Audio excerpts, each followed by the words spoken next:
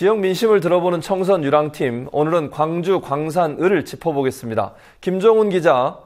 예, 더불어민주당과 국민의당의 대결 구도로 치러지는 광주 광산을 어떤 상황인지 좀 전해주시죠.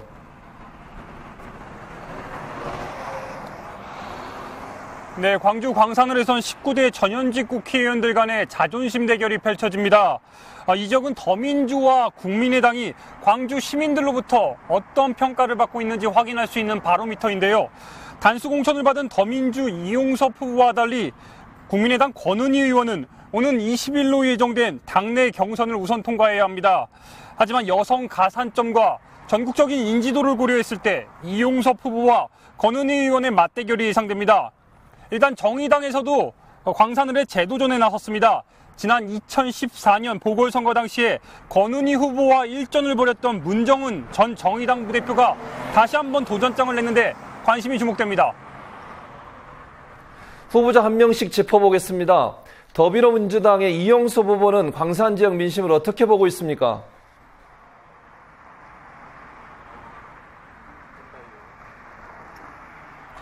네, 이용섭 후보는 광산을에 재도전하고 있습니다. 지난번에 광주시장 출마를 위해 의원직을 내려놨다가 이번에 다시 한번 국회의원 선거에 도전하는 겁니다. 일단 이용섭 후보는 현재 더민주의 비대위원인 동시에 총선 정책 공약단장을 수행하고 있습니다. 상당히 비중 있는 위치에 있는데 이 때문에 현재의 광주 민심이 왜 더민주를 떠나게 됐고 국민의당이 선전하는 이유를 누구보다 잘 알고 있습니다. 이 후보자는 광주에서 더민주와 국민의당의 경쟁에 대해서도 다른 의미를 덧붙였는데 두 당이 경쟁을 벌이기 때문에 광주 시민들의 선택권이 확장된다는 말을 했습니다. 함께 들어보시겠습니다. 근데 이제 최근에 들어서서 더불어민주당이 광주 시민들을 너무 속상하게 한 것이죠. 어려울 때는 내려와서 광주가 민주당의 심장이다, 어머니다 이렇게 얘기를 하고 또 살만하면 자기 사람 신기하고 공천할 때 그리고 또 호남당에서 벗어나야 된다 이런 얘기를 들으면서 광주 시민들은 너무 이제 속상한 겁니다.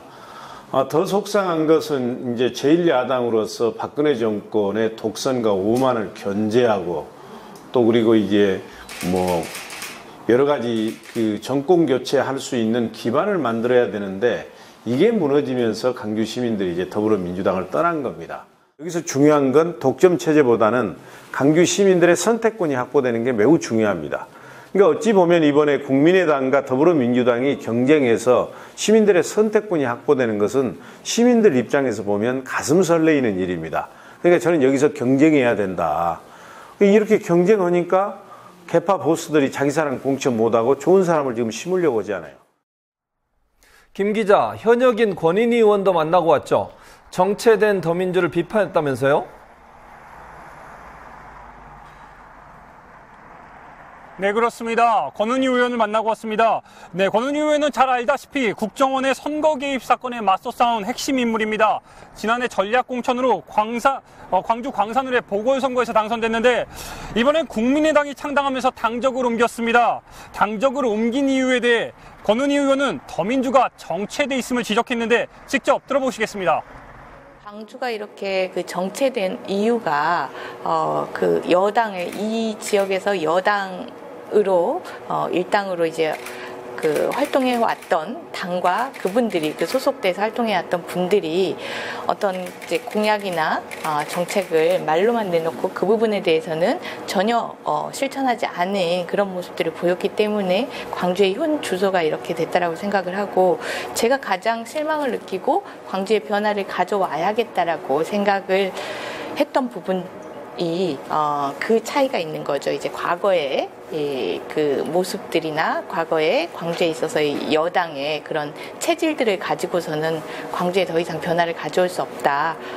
변화를 가져오기 위해서는 이 광주에서 기득권을 놓고 새롭게 우리 지역민들에게 그 변화를 이야기하고 선택을 받아서 그 힘으로 광주를 변화시키고 정치도 또한 변화를 시켜야겠다라는 그런 차이가 있습니다. 광산을에는 주목할 만한 정의당 후보도 있다고 하던데요. 누가 있는지 좀 소개해 주시죠.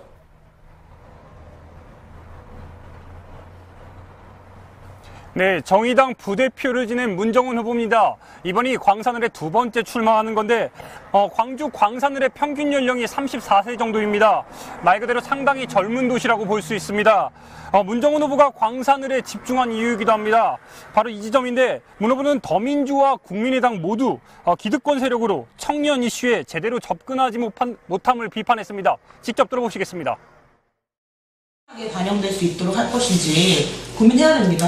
지금처럼 얼굴마담으로 몇 명 세우고 어떤 요식행위 오디션 방식으로 청년들 세우는 거 언론이든 청년들이든 정확하게 비판해서 다시는 그렇게 청년들 가지고 장난치지 못하게 해야 되고요. 이건 진보정당도 마찬가지입니다.